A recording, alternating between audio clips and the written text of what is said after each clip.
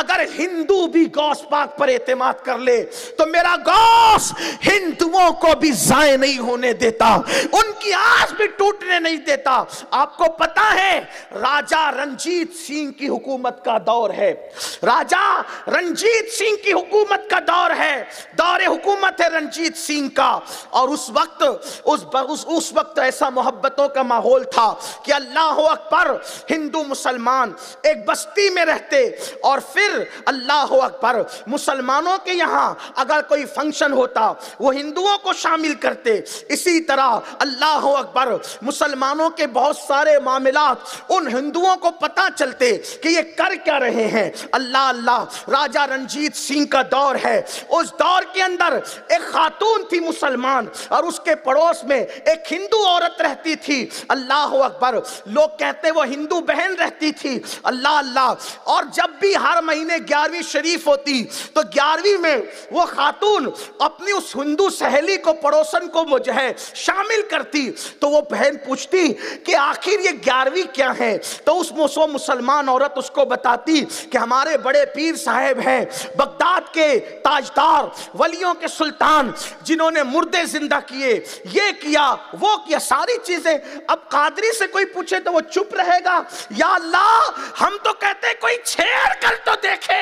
ہم اتنا بتائیں گے غوث پاک کے لیے کہ غوث پاک کے لیے کہنے والوں نے کہا اگر پوری زمین کے درختوں کے پتوں کو کاغذ بنا دیا جائے، درختوں کی کلموں کو، اس کی ٹہنیوں کو قلم بنا دیا جائے، سارے سمندروں کو روشنائی بنا دی جائے، انسان، جنات، فرشتے سب مل کر غوث کی شان لکھتے رہے تو لکھنے والے تھک جائیں گے، پتے ختم ہو جائیں گے، روشنائی ختم ہو جائے گی، سمندروں کا پانی ختم ہو جائے گا، میرے غوث کی شان کبھی ختم نہیں ہو سکتی، کیونکہ ان کی شان یہ ہے، وہاں کیا مرتبہ، اے غوث ہے بالا تیرا، اونچے اونچوں کے سروں سے قدم آلہ تیرا، سر بھلا کیا کوئی جانے کہ ہے کیسا تیرا، اولیاء ملتے ہیں آنکھیں، وہ ہے تلوہ تیرا، سارے اقطاب جہاں کرتے ہیں کعبے کا طواف، کعبہ کرتا ہے طواف درے والا تیرا۔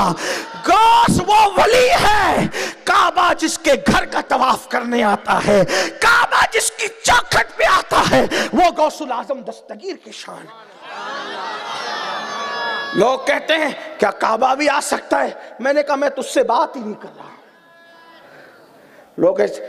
یہ لوگ کس سے گڑتے ہیں اپنے غوث کے لیے؟ میں نے کہا تجھ سے کوئی بات ہی نہیں ہے، اس لیے کہ یہاں تو اہل محبت سے بات ہے۔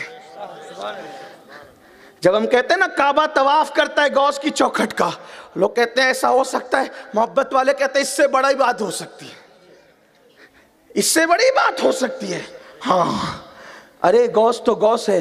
جب رابعہ بصری کے استقبال کے لیے کعبہ آتا ہے، کجا رابعہ کجا غوث العظم دستگیر، کیا فرق ہے نا، زمین آسمان کا فرق ہے۔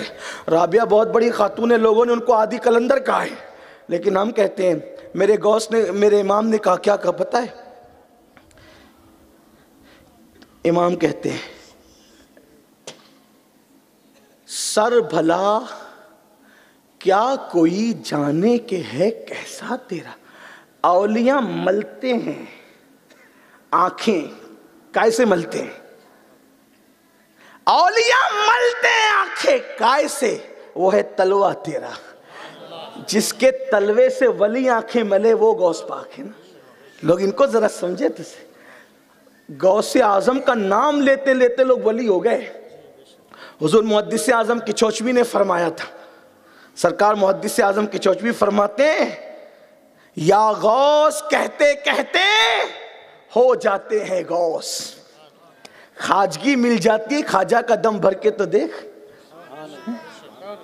کوئی دل سے پکارے نا۔ بہرحال تو وہ جو ہندو خاتون تھی جو پڑوس میں رہتی تھی، وہ پوچھتی تھی یہ بڑے پیر کون ہے، تو انہوں نے بتایا کہ وہ حسنی حسینی میرے نبی کی آل ہے، یہ ہے، مردے زندہ کرتے ہیں، مدد کرتے ہیں، وغیرہ وغیرہ۔ تو اس خاتون نے اپنے پڑوس کی ہندو اس کی سہیلی کو بتایا کہ ہمارے بڑے پیر ایسے ہیں۔ اب میں بڑے پیر کو بتاؤں تو میرے بڑے پیر تو بہت بڑے پیر ہیں، بلکہ حضرت خواجہ خضر کہتے ہیں، خضر علیہ السلام کہتے ہیں عبد القادر جیسا ولی نہ ان سے پہلے پیدا ہوا، نہ قیامت تک ان کے بعد پیدا ہو سکتا۔ ولی لوگ جھاڑو دیتے ہیں ان کی چوکھٹ پہ، میں اپنی طرف سے نہیں کہہ رہا ہوں، بہجت الاسرار اٹھا کے دیکھیں، قلائد الجواہر اٹھا کر دیکھیں، تفریح الخاطر اٹھا کے دیکھیں، صرف ان کی چوکھٹ پہ جھاڑو دینے سے بھی کوئی ولی بنا، ان کی چوکھٹ چومنے سے بھی کوئی ولی بنا۔ میرے عزیز چیز کو ہے تو ہائے ہائے کیسا رنگ چڑھا ہے 11ویں کا، جب کرو 11ویں، جب کرو 11ویں، جب کرو 11ویں، اور جو 11ویں کرتا ہے محروم نہیں رہتا۔ مجھ سے بہت لوگوں نے کہا پریشان ہے کیا کریں، میں نے کہا 11ویں کر، ہاں کر کے دیکھ لو، دیکھ لو نا کر کے۔